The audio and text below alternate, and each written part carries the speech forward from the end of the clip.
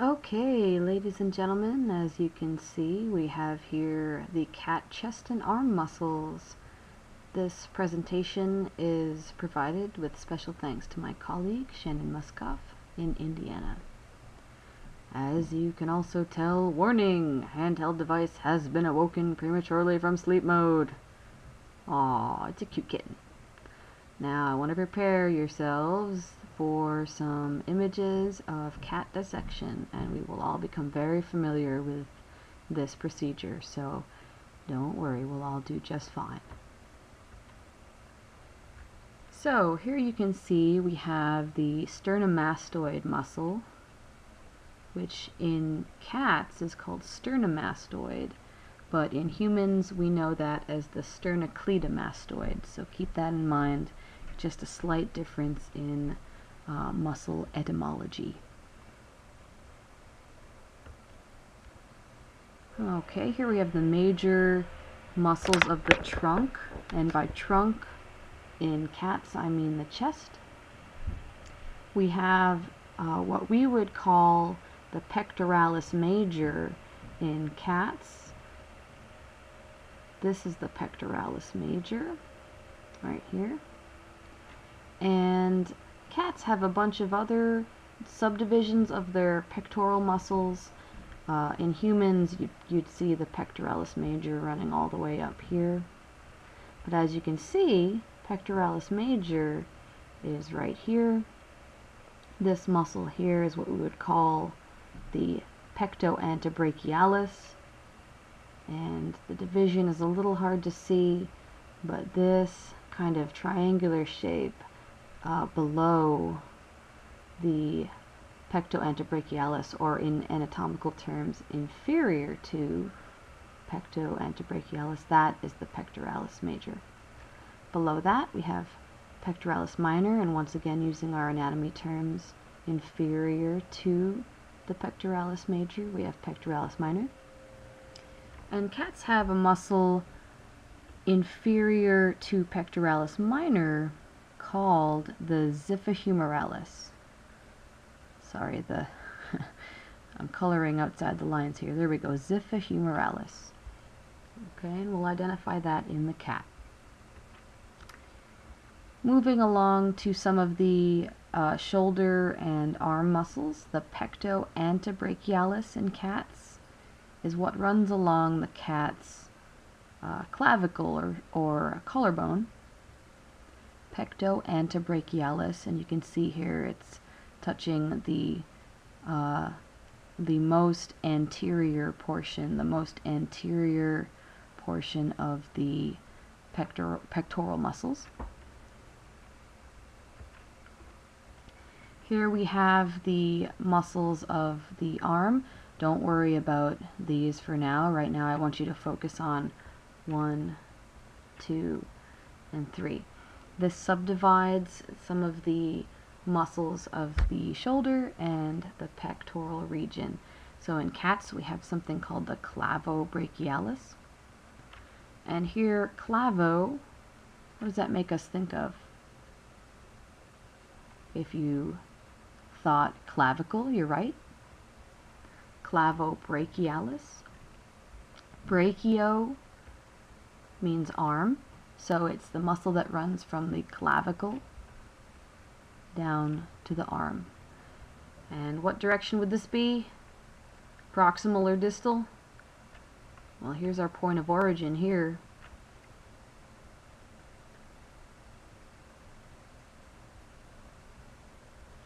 If you said this was distal, then you're correct. Here, number 2, we have the pectoantebrachialis. It runs from the pectoral region to the arm, brachialis. Pectoralis major, once again, is that really big muscle which in humans we simply learn one term for. Okay, here's some more muscles of the trunk. We have the pectoantebrachialis once more. You can see it's being split out much more finely, and we'll do that in lab.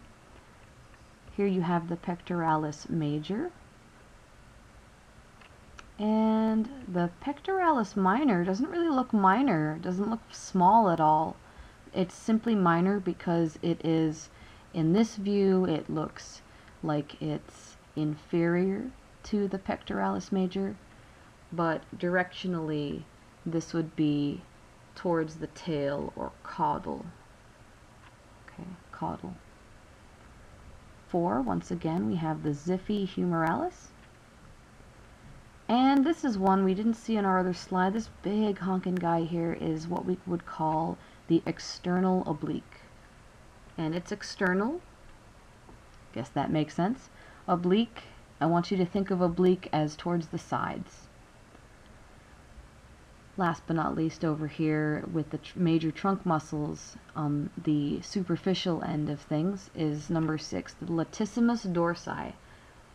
If you're familiar with Latin or the Romance languages such as Spanish or Italian, you might know that issimus is where we get the derivation for various superlatives. So for example, bellissimo in Italian is the most beautiful, while latissimus is in Latin lateral issimus, the most to the side. And dorsi simply explains how this muscle is not only the most to the side, but it also extends dorsally, so towards the cat's back. Okay.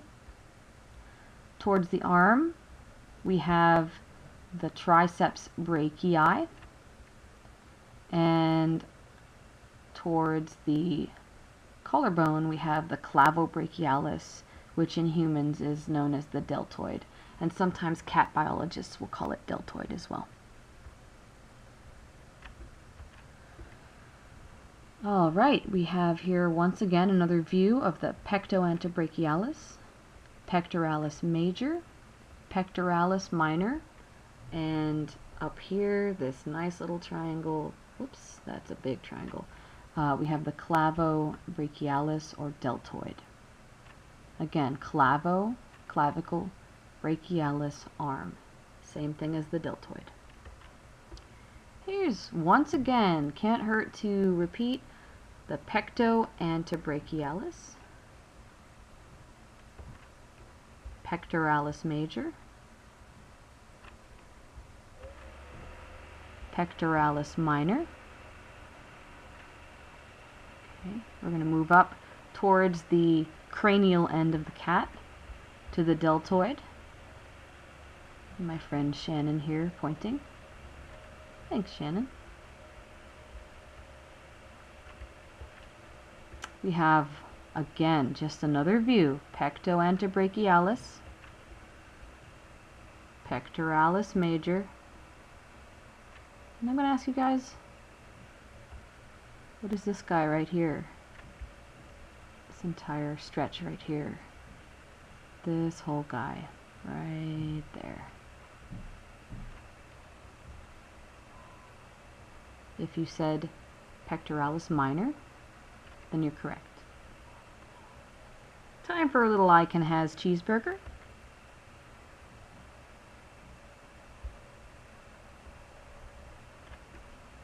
Okay, moving on to the cranial end, the head end. We have the Clavo Trapezius. And the Clavo Trapezius is very similar to the trapezius in humans. However, like the pectoral muscles in cats, the trapezius is split into 3. And you can't see all of this, but the acromeo trapezius and spinotrapezius here, those are all part of the trapezius in cats. It's simply split into 3. The Latissimus Dorsi, we'll see this in lab, that is the most to the side and running dorsal, this big muscle. Alright, another view of the Clavo Trapezius, the Chromeo Trapezius,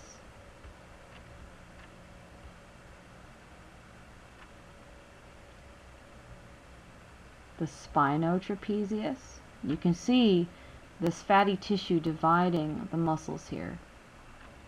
Okay. The Latissimus Dorsi, once again the most to the side and running dorsally towards, this is the back of the cat's back. And here we begin to see the lateral head of the triceps brachii and the long head of the triceps brachii. Keep in mind that humans have a single trapezius. Cats have 3 regions of that muscle. 1, 2, 3. Clavo trapezius, a Chromeo trapezius, Sternomastoid trapezius. Okay, moving along to the arm, we have the biceps brachii. Biceps meaning 2 heads in the arm. Again, that brachial root. Let's see if I can write here. That's going to be arm. Okay. And what muscle is this?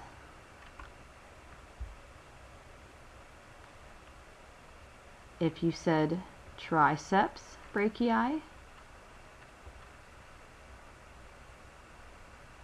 wow, it's hard to write. Triceps brachii, then you're correct. Here we go, triceps brachii.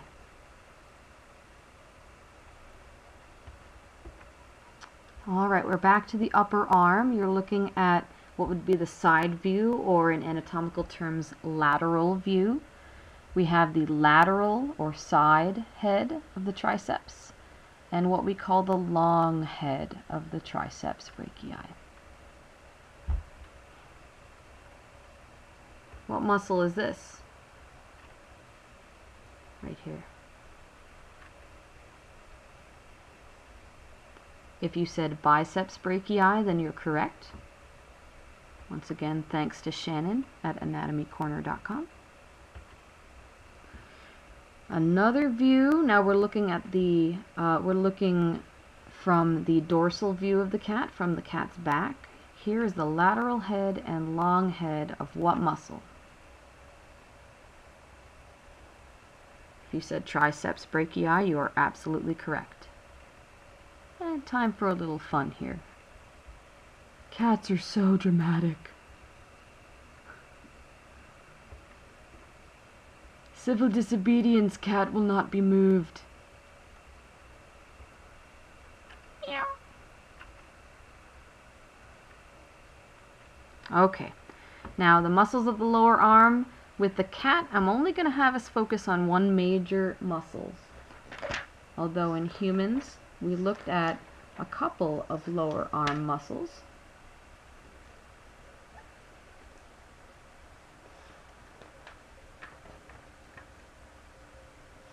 Okay. So in humans, we looked at the flexor carpi ulnaris.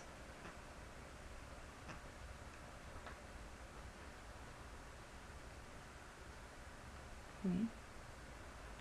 And the extensor carpi ulnaris and radialis. But in cats, I want us to look at the palmaris longus. The palmaris longus. And that is essentially the same thing as the brachioradialis in humans. And it's the easiest one to find in the lower arm in cats. So that's what we're going to focus on for the lower arm. Hope you've enjoyed this presentation, and please feel free to refer to it as we study and continue to practice our dissection of the cat. Best of luck studying, and you guys are awesome. Bye.